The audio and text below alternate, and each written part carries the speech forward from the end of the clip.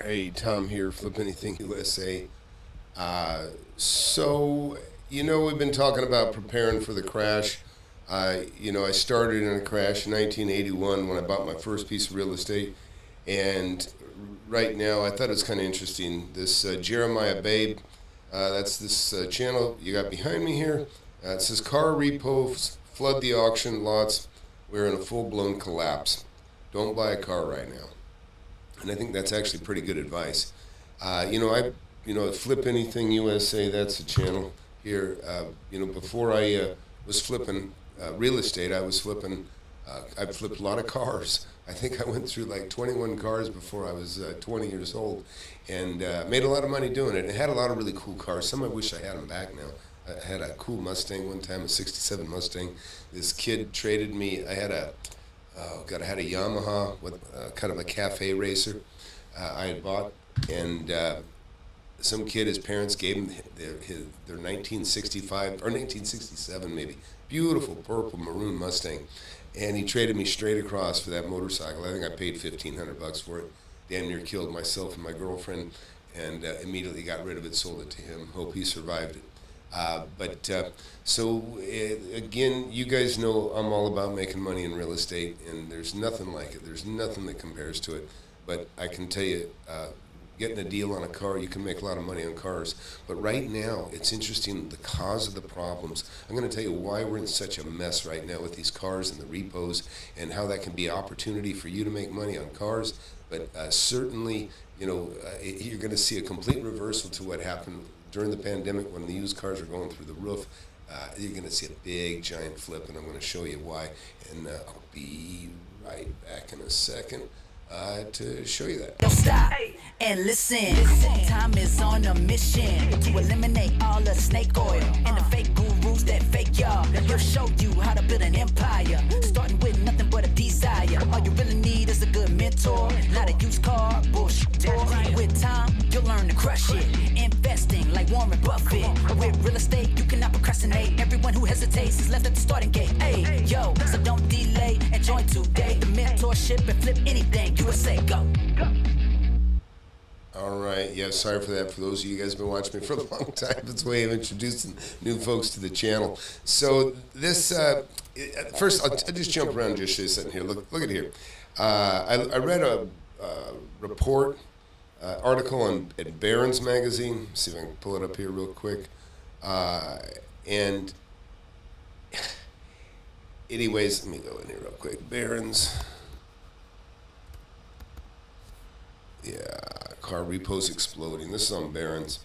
So, Barron's has this article on car repos just going out of control. And I'll just, let me see here. I'll take a couple snippets here and show you. Anyways, so let's talk. We'll start with these guys at Jeremiah Babe. Listen to what these guys have to say for a little bit, and then we'll jump over and I'll show you this other from the Barron's article. It's gonna explode even more. This is one of the first signs Black Rover, yellow of a bad economy. Look at Lamborghini, the yellow Lamborghini SUV. Yeah. And look at the yellow T-Bird, 57 T-Bird out there. Wow. It's another reminder to everybody out there, myself, to Sid, to anybody watching this, do not live beyond your means. You've got to always think about what could happen tomorrow. What if, you lost your job for 4 weeks? You know what? I already like these guys a lot. This is the first time I've watched this, by the way. But what do I tell you all the time? Live below your means. Live below your means. And then you'll always have extra money. Anyways, I like where this is going. Great advice right off the bat. 4 months. Can you support these payments? You got to think, if there's a bump in the road, are you going to be able to survive with a $900 or $1,200 or $2,000 car payment? And many of these people have found out that they cannot survive this lifestyle, and they've lost it. Their credit's destroyed now. Their car is gone. Look at this Mercedes Maybach right here. I mean, that is a $400,000 or $500,000 car. Insane. A Mercedes Maybach. That's nearly $500,000. sitting in the lot here. I don't know how an idiot buys a Maybach for a car for that much and goes bankrupt. In other words, I've got kind of a rule of thumb. I mean, it didn't apply when I was younger because I had to have good transportation. But for a toy car, I've got a Cayenne, I've had Mercedes, BMWs, Porsches, but I got a rule: I don't spend more than 1% of my worth on a car ever. I mean, for a play car, and if you could try to do that, try to make that your limitation. You won't spend more than 1% of your total wealth on a second car or a fancy car. I mean, you got to have good wheels no matter what. But so, in other words, you're not going to spend more than $100,000. You better have 10 million. You're going to spend at least $100,000 on a car. Or if you want to go 200,000, make sure you got 20 million. That's just kind of my rule of thumb. Anyhow, we'll keep watching. Full of Porsche SUVs down the road here. We got like we said earlier, the Lamborghini down there, Audi, Range Rover, bunch of Teslas. The list goes on and on. Unbelievable. Bunch of BMWs right here. Yeah, BMWs are literally a dime a dozen here, but I cannot. I mean, just think of what this lot is. They're in California, by the way, and what I have noticed is a lot of the cars the used car market on high-end cars. They go for so much less in California, and I think there's just so much more of an abundance of the lifestyle there, the atmosphere, the weather's fantastic there. Also, there's a lot of wealth. Hollywood is an industry there. There's a lot of beautiful people. You go to the beach. One of the reasons I love going to the beach there, it's all the beautiful people. All the wait staff, etc. Everybody's a model or an actor or a wannabe. It's pretty interesting. Literally, from what I can tell, a half mile from this side to the other side, and I don't even know what's in the other parking lot. But really quickly, I'm going to take you across the street. Look at this. Trucks.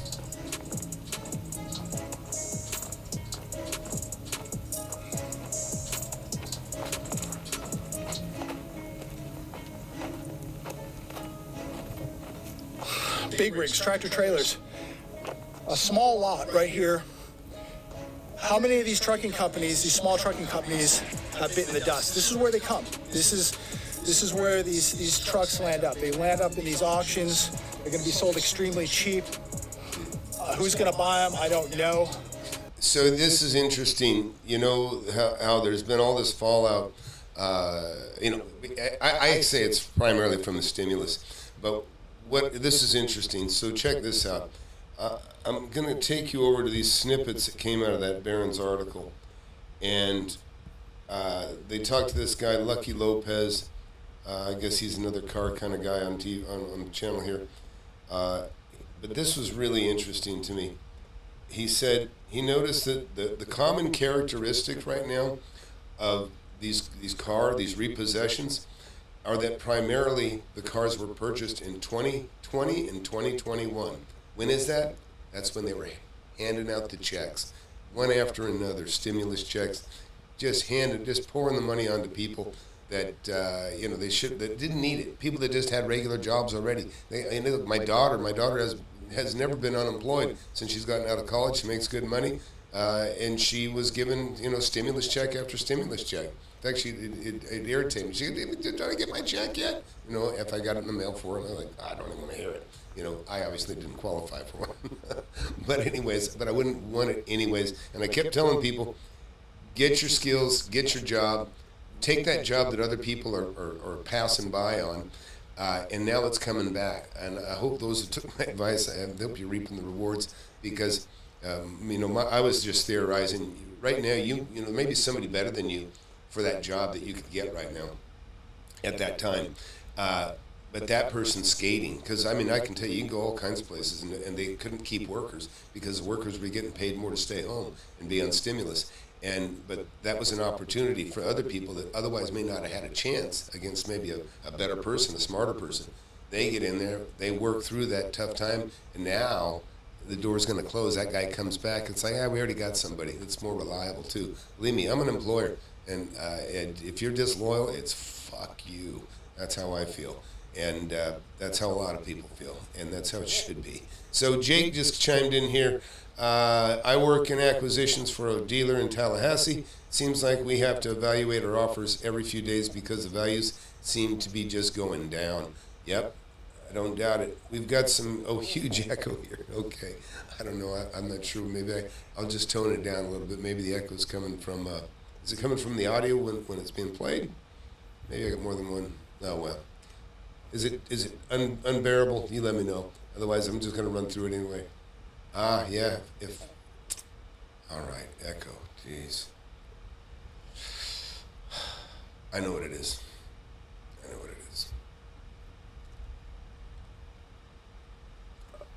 Bear with me here. Yeah, let's see if this helps. Yeah, this might help. All right, so anyways, let's get back to Lopez here. Is it echoing also when you hear the video, please?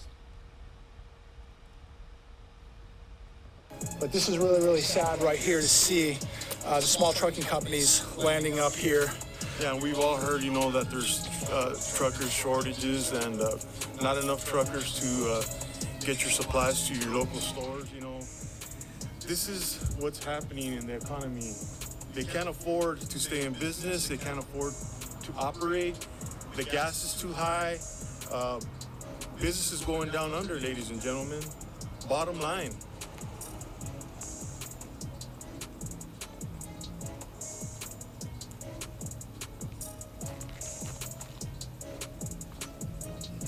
More than likely, this lot is probably going to be filled up at some point with...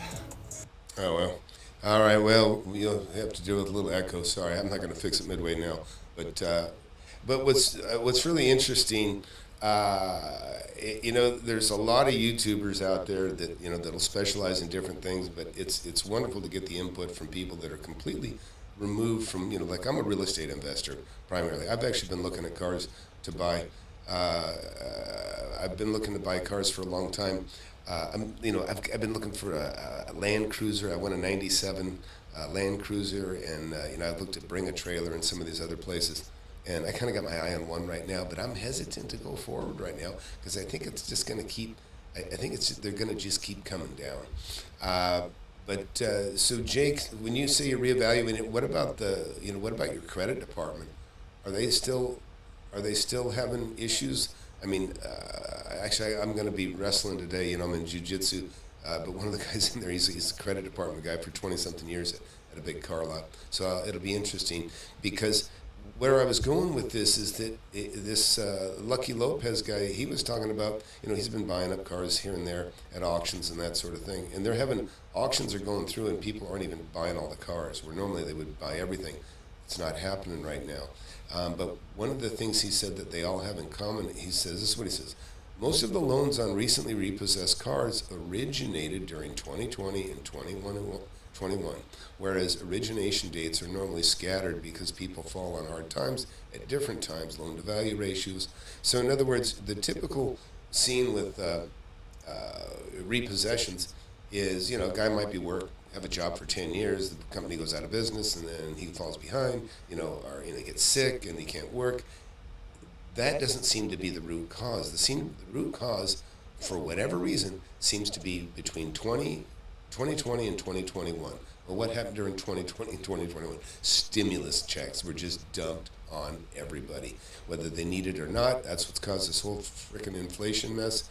And let me see what else here. So this is also interesting. They go on to talk about how the banks are being careful not to dump too many of their cars. In other words, the banks have got they don't like that stuff on their books, but to be quite honest, they realize they got to be careful. They still want to continue to make loans. They don't want to rock the boat. They don't want to piss off the government either. In fact, take a look at this. Saw this article here. It says government warns against a wave of car repossessions. So this is, to me, as kind of a shot across the bow to the banks, saying, don't make us look bad. In other words, they don't want, they're giving the loans to people. People qualify for loans because they got the down payment. They can put, say, 20% down or 10% down. Bank will carry the note. But they wouldn't have had that down payment if it hadn't been for the stimulus. And maybe they wouldn't even been able to keep the payments up for the next 6 months or next year if they hadn't kept sending more stimulus along the way. So it's obvious the source is from the stimulus. It's people that couldn't afford it. In fact, one of these guys says in here, let me see, and of course I'm just paraphrasing this, but basically what also I read in there is they were saying that these, and maybe it was on the video, people that don't even make $2,500 a month were opting in for $1,000 a month car payments. It's unreal. I remember talking to, I won't say who I was talking to, but it was their nephew, and this is a girl that's on welfare with 3 kids, and she had, I don't know, $14,000-$15,000 in the bank, and it was all stimulus. So again, and she's, hopefully she'll hang on to it and scrutinize it, but she'd been kind of a colossal failure in her dealings prior to that, so who knows? Hopefully it won't go to drugs and lead to something worse. But that's the other thing is, a lot of people are unfit to have money, and I say that because they'll take money and they squander it immediately. They'll blow it on drugs, they'll blow it on gambling. There's a lot of different things like that. So it's very, very interesting that you'll see like people that even live under the bridge and that sort of thing, or in the bushes. They still got a place to go to pick up their paycheck every month, whatever kind of stimulus they're getting. So Ramon just wrote, I'm in Orange County, and the amount of car plates during that time was crazy. Now there are a lot of office vacancies, and I see a lot more tow trucks on the road. Yep. Yeah, they got to pull it back. I mean, that's one of the reasons I love real estate, folks, and just to update you guys on what's going on with me. I'm about to release a couple videos on the last 3 houses that I bought. Actually, 3 of the last 4. Scraped the yards, resided the backs, replaced windows in some, filled the living rooms, the sunken living rooms, and the Red Rum Murder House. That's one of the latest ones I got. I'll be showing you that. Hey, please hit that subscribe button, hit that like button while you're here. I promise if you're new here, don't worry. I promise I never lie to you, never mislead you. I do have a book, Wake Up and Smell the Real Estate, and I have a mentorship, but I never pressure anybody in there. I don't want anybody in there that can't afford it or that doesn't have a passion. If you don't have a passion for something, believe me, you shouldn't do it. I'm going back to get my pilot's license. I flew quite a bit when I was younger. And now that my kids are all grown, I'm thinking, I could buy a really beautiful plane. I can write it off. I can use it to travel. I can do some seminars. In other words, I could justify an awesome plane and get a flight, which to me is fantastic. But I'm cautious in as much as when I start flying, if I don't really have a passion for it and really love it, I'm not going to go buy a plane because look at your career as like flying a plane. You really don't want to fly a plane unless you really have a passion and really love what you do. You know why? Because you might end up killing yourself in a plane crash because you don't really live it and love it like you should. And but apply that, make that analogous to what you do for a living. How you spend your money, how you invest. This is the best thing about self-employed people is that we're kind of like a pilot. They say the sea is unforgiving. Well, the air is really unforgiving. Even, the sea you drown, the air you just splatter, But where I'm going with this is you should look at your career and the things that you do much like you would if you were going to go across the ocean in a boat or fly across the ocean in a plane. In other words, you have to be prepared. You have to think about, do I have plenty of fuel in the tank? But apply that to like even what these guys are saying. They're kind of saying in essence the same thing. Don't live check to check. Don't live beyond your means. I always say live below your means. They were saying don't live beyond your means. No, live below your means. Live below your means. Then you'll always put a little money in your pocket. Very important. So let's go back and watch the rest of this. I like these guys, and it'll be interesting to see what else they have to say. These tractors, tractor trailers, the small guy is losing, ladies and gentlemen. People were right.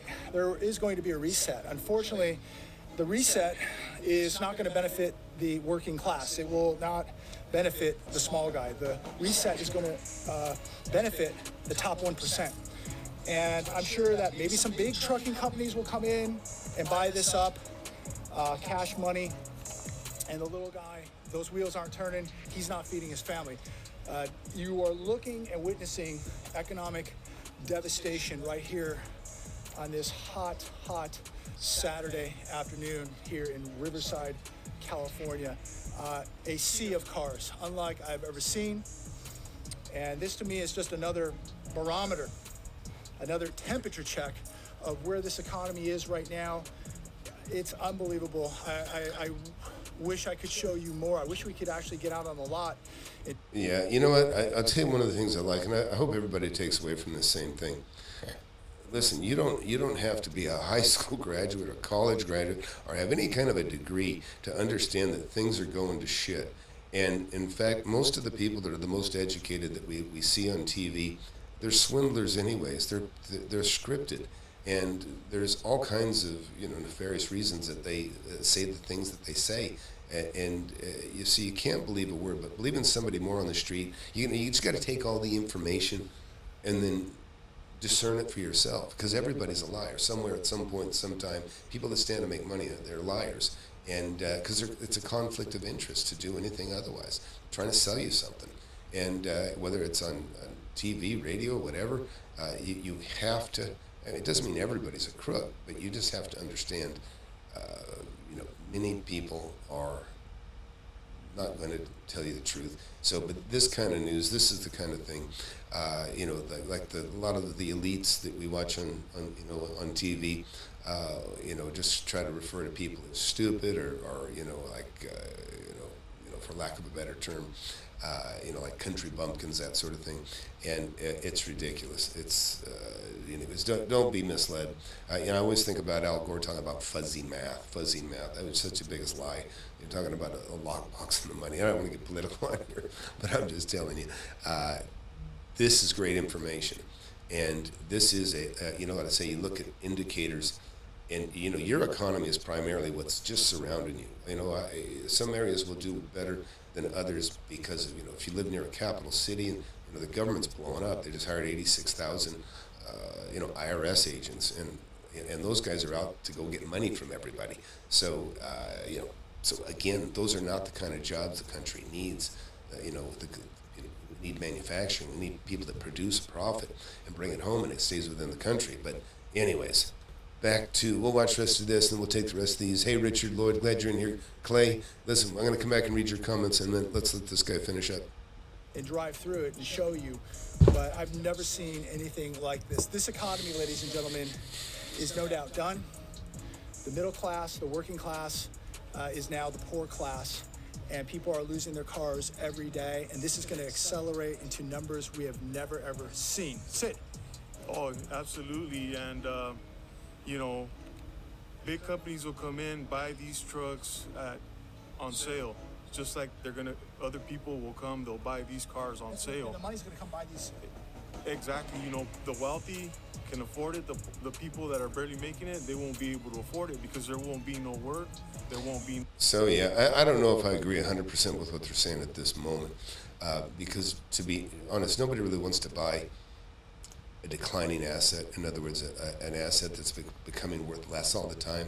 And think about that. They're talking about, I forget what the exact prediction was. They're talking about, anyhow, eventually we're going to be 56% of our cars, I think, in 20 years are going to be electric. That's the prediction. I don't know the credibility of it. I can't speak to it. And that's one thing I'll never tell you. I don't like to make bold predictions. I can tell you the only thing I know for sure is I don't know for sure. But again, think about all these gas-guzzling boat anchors, and believe me, I love gas cars. That's what I drive. But again, the idea that somebody's going to buy these up, unless you send them to a third world country. I mean, there is a secondary market, by the way. I bought a fire truck one time, and I thought for sure I was going to sell it over in Mexico. $500,000 fire truck. I bought for, it was used, and I got it for $10,000. I sold it for $30,000 to Polk City, Oklahoma.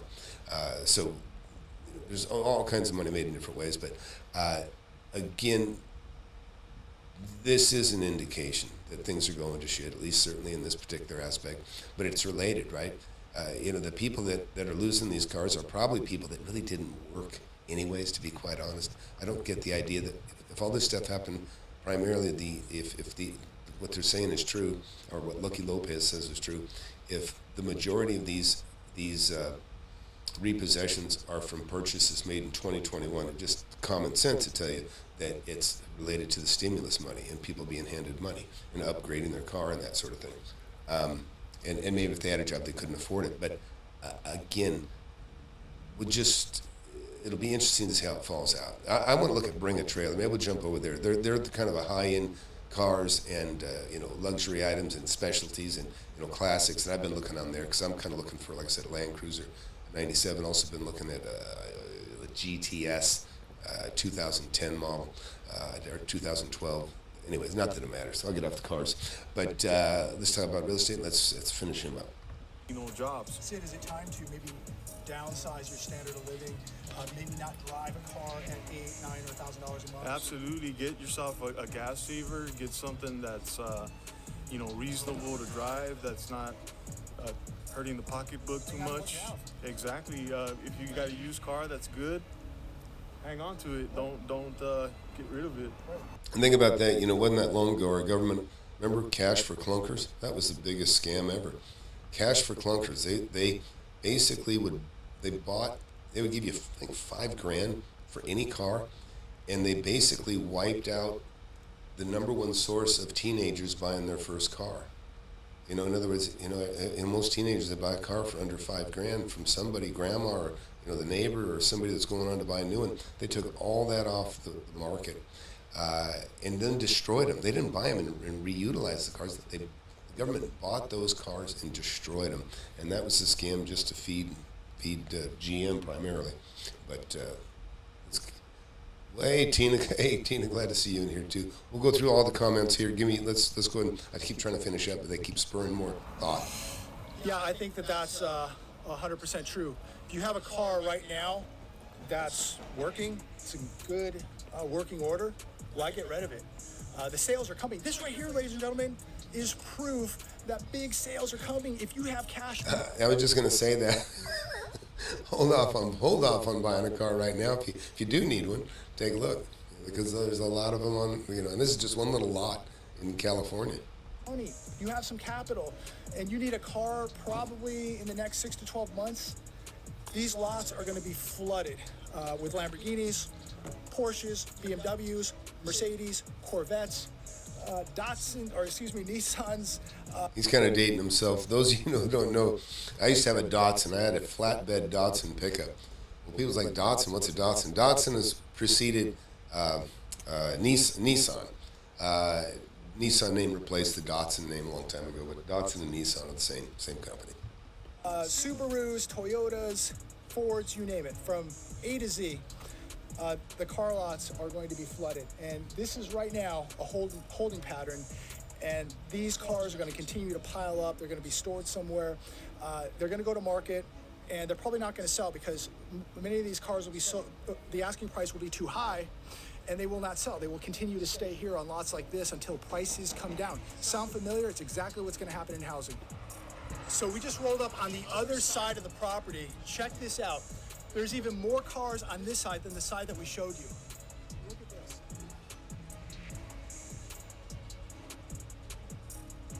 at this. Yeah, I'll tell you, this is just something. Do this today. If you get on the freeway, you get on the road today, there is an unbelievable amount of cars. Just in general, if you just drive down the road, you're in a sea of traffic anyhow, especially if you're in LA. But you look over to the left and right, you will see lineal miles of cars for sale, deep lots, and for every one of those car lots you see that has, hundreds or 1,000 cars, they have satellite car lots that you don't even see, where they just park all this stuff. It's like that's their warehousing. They just park it out in the open, on a cheaper piece of dirt that's not prime, that's not right on a thoroughfare. And I know I've rented some of that dirt to those guys. But hey, I think we wrapped up with these guys well enough. Real quick, we'll just do the remaining. And this one, and then there's a third one over that berm. I don't know how many cars are here. Unbelievable, ladies and gentlemen. I would not have believed it if I didn't see it with my own two eyes. We got big trouble. If you're a repo man, please comment down below. I've never seen anything like this. these repossession companies have got to be so busy. And what does this mean for the banks who made loans valuing some of these cars at 140% of their value, making terrible, terrible, risky, dangerous loans? It's incredible. There are literally thousands and thousands of cars. There had to be nearly another 2,000 cars in that parking lot. Sid, have you ever seen anything like this? Oh, not in my lifetime. This is definitely an eye-opener. See what I like about these guys? They're businessmen, and I like how I think that's Jeremiah there on the left. How he's thinking it through. He's talking about how they overpaid for the cars. So we all know that, right? We all know. I mean, I overpaid for a couple of cars because I had to help a couple people get cars. I actually helped somebody buy a food truck, which there's a video coming on that now too. But again, it just is common sense. He said, how is this going to affect the banks when they financed a car? They did an 80% loan, say, on a car that was priced at 140%. In other words, it's not worth the 80%. So that's going to be the big deal. Is these banks are going to have a tremendous amount of inventory, repossessed inventory, that the cars are not even worth what's owed on them. Not even just like the normal. If you guys understand in general, you'll see usually they get enough from you on a car, and then you guys, this is the beauty of real estate, right? This is what I love about real estate so much, is real estate is the only thing a bank will loan you money on for 30 years because it appreciates over that period of time. Cars, they know, they decline, they depreciate. So they'll only give you a loan on average, say, for 5 years. And then they get 20% down or whatever the risk factor is they figure you as a consumer. Well, they get that 10 or 20% down, and then while you're making the payments on it, it's declining about as fast as you pay on it. And so when you go to sell your car, usually you can sell it for just about what you owe on it. But when the prices were overpriced, and then the bank applied that same math, they're upside down on all these cars. So it'll be interesting to see how they dig their way out of that crap. And anyway, let's finish this. To see that people are losing their cars, what's next? The house. They'll lose their home, they'll lose an apartment where they live. They'll end up homeless. Yep. And Sid is 100% correct, because when you lose your car, how do you get to work? How do you work without a car, especially here in Southern California? You're in big, big trouble. This is going to be the end of the road for a lot of people, because Sid is 100% right. You are now risking being homeless without a vehicle, and definitely unemployed without a vehicle. So this problem is going to get much worse, and I'm glad we were able to shoot this video today and show all of you what is really, really happening. I haven't seen anybody. So that was a great video. These guys did a good job. Good job, Jeremiah. But he said he was asking people, repo guys, to comment down below. They actually have a lot of followers, by the way. Got 163,000 followers. It's about 10 times, more than 10 times what I got. But listen, I love my followers. I got the sharpest, smartest subscribers. By the way, hit that subscribe button while you're here. But let's just take a look at some of the comments in here real quick. Is anything worthwhile? No, I don't see any repo guys in here. Just a lot of thank yous. People appreciating the information. And then Lisa's. Oh, this somebody else wrote here. They go, I noticed all the utility work trucks. Very sad. I actually didn't catch that. I actually need a utility truck. I'm going to buy one for my guys. I got to take a look at that. Anybody in Texas got a utility truck? The toolbox is built in the sides. Let me know. I might be interested. All right, let's go in here and see some of the comments. I had to put. Oh my gosh. I had to get rid of Vincent. He's annoying and a nuisance. Listen, you make yourself a nuisance on here, you're just going to get put in timeout, just so you know. If not, squashed completely. So, no echo on the video you're playing. That's good. That's done anyways. Ultimate Bargains, take an Uber. Yep. If they can't afford their cars, how long before they default on their homes? Yeah, I don't know, Richard. I'm not even sure if there's a huge correlation to these people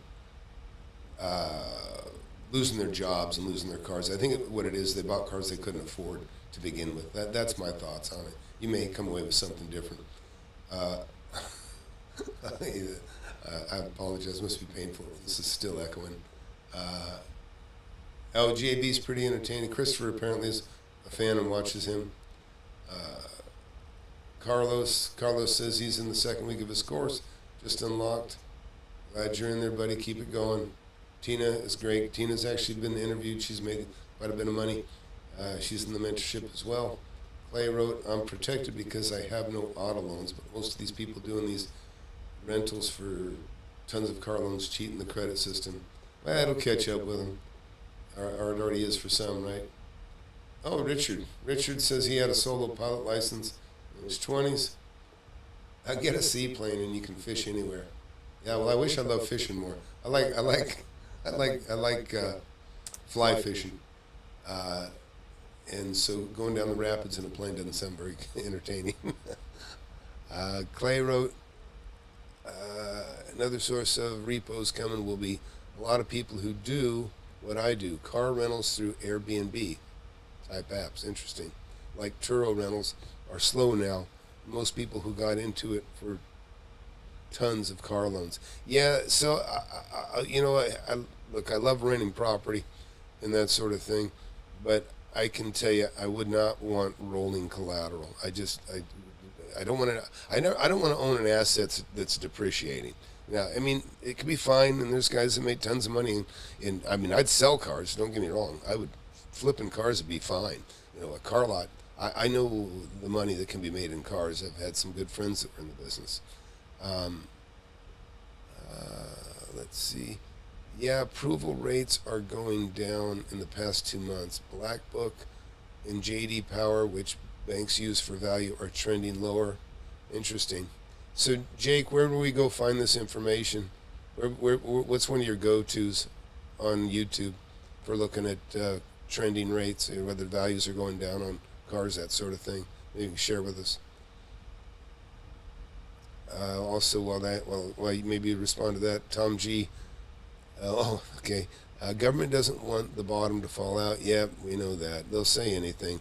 Listen, you know things are bad when they're telling you things aren't bad. But we know things are bad. I'll tell you, that's one thing. No matter how they manipulate social media, unless they outright just wipe somebody's channel off the map, you can still listen to guys like this, and you can make your own conclusions about what's going on and what's going to happen. Ultimate bargains, yeah. Well, I'm glad you pay all cash for your cars. I generally have. In all honesty, when I bought my Porsche Cayenne a couple of years ago, I went in with the intention of paying cash for it, but they were actually willing to give me a loan that was less than I would pay for a mortgage on a house. So I said, it's just smart. I'll go ahead and finance it. Now it's paid off, but I think I just financed it 100% over 3 years or something. Let's see. Oh my gosh. All right. Anyways, so I know we're kind of off topic from my normal real estate stuff, but what do you guys think? Is that okay with you? By the way, if you're new here, you want to learn about real estate, making money, I've been doing that for 40 years. Primarily, a lot of the people that are watching already have my book, and it's wonderful to see.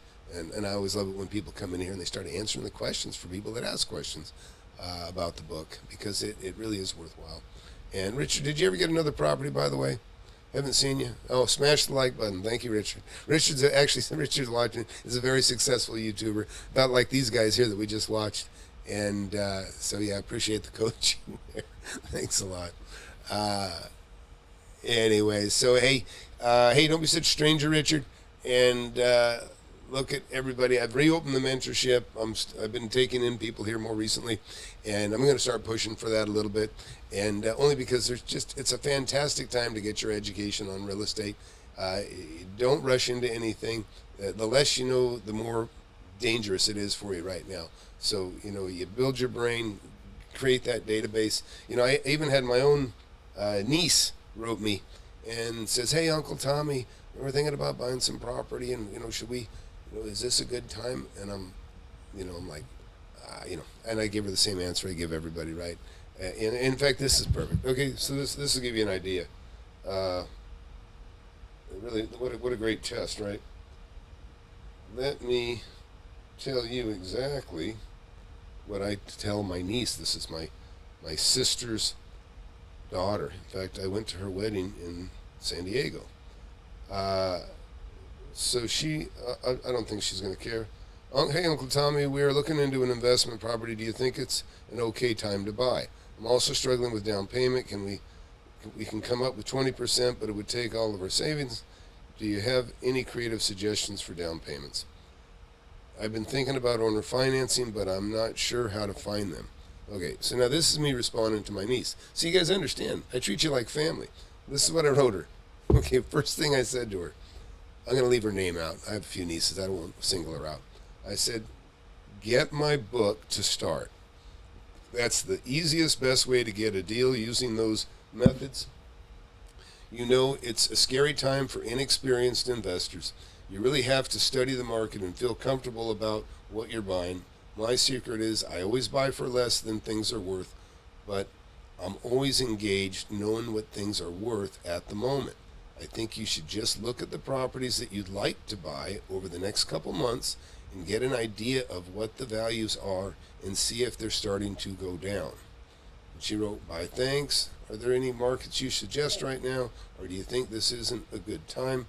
We are considering holding off until next year. She's just typical of everybody else, in general that I talk to, and this is what I wrote her back. So once you guys, I never lie to you. I wouldn't lie to anybody in the family. Believe me, you're getting treated just like family.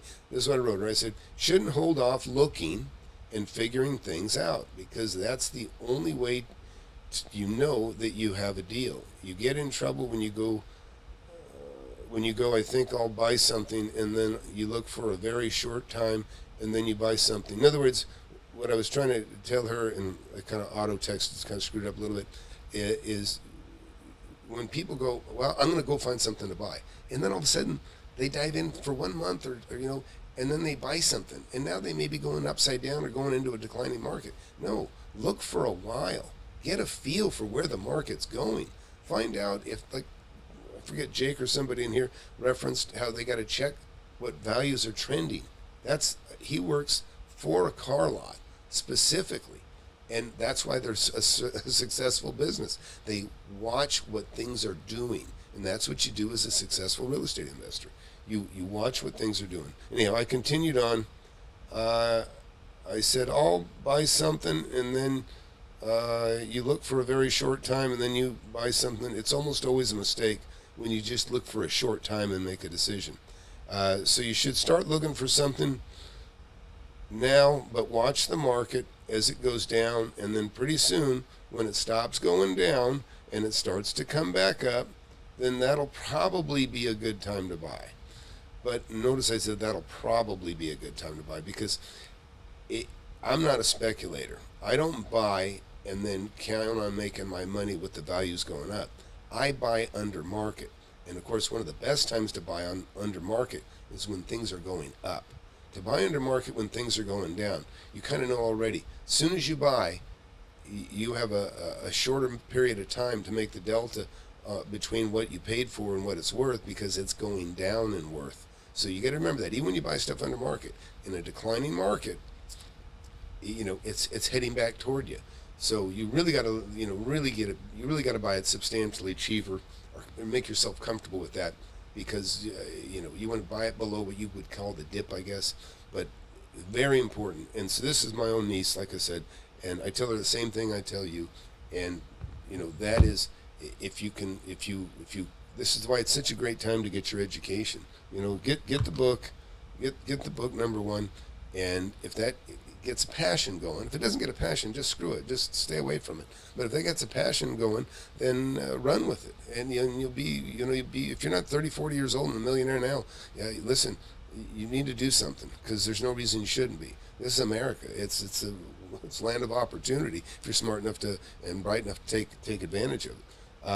Anyways, so like I say, if you, it's a great time to get education. You can watch it, and as the market is trending down, and then you start to see it plateau, you know, at a basin, and then it starts to, I shouldn't say plateau, as it flattens out, and as it starts to come up, and then, you know, that usually is an indication jobs are coming back, interest may be dropping.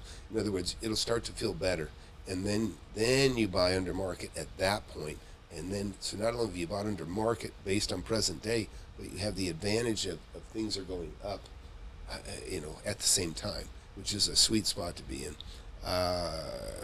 Anyway, so we'll go to a couple questions here. Any price difference when paying cash or financing through the dealership? If somebody's asking me, you know, I can tell you generally they want financing. What I know about car, and I did a video, by the way, on how to buy a car. Check out my video on how to buy a car. I've been very good about buying, even when I buy a brand new car. You'll see how I get to the bottom. But it's a pretty good little video. A lot of people have thanked me for it. It's actually a pretty popular video. One of my most popular videos, actually. Jake wrote, I just know that from actively making offers, but check the trade-in value of your own car versus Black Book, and I bet it's higher. Interesting. Well, hey, thanks for watching, everybody. Be sure to hit that subscribe button, hit that like button, and I'll leave you with another cool outro of testimonials of millionaires in my class. Most of these guys have made hundreds of thousands since this little short blurb I'm about to show you. But be sure to subscribe and hang out. And let me know what you think about this video. If you like me even delving into this stuff, I enjoy it, but let me know if you enjoy it. Thanks. It's really a perfect storm for making money in that respect. But in 1 year, his portfolio has gone from zero to $1.6 million. You're going to get 30, 22? Yeah, I think they got 27, yeah. 27 properties. You got 27 properties. John, you have to buy that. That is a great property. I just closed on 2 houses yesterday. It's worth $250. I bought that one for $170. My first millionaire. My first millionaire student. I don't want to screw around. I don't want to play games going back and forth. What is the absolute bottom dollar? And I'll tell you if I'm going to buy it or not.